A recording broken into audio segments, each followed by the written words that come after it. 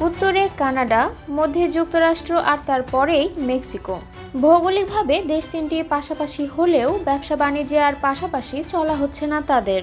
যুক্তরাষ্ট্রের president Donald ট্রাম্পের 25% শুল্কের প্রতিবাদে $15,500 কোটি মার্কিন পণ্যে পাল্টা 25% শুল্ক আরোপ করেছে কানাডা। মঙ্গলবার প্রথম ধাপে কার্যকর হচ্ছে $3,000 কোটি পণ্যে শুল্ক।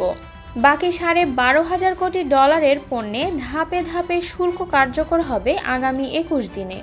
এরই মধ্যে কানাডা জুড়ে শুরু হয়েছে মেড ইন কানাডা পণ্য কেনার হিড়িক। এসেছে মার্কিন পণ্য বয়কটের ডাকও।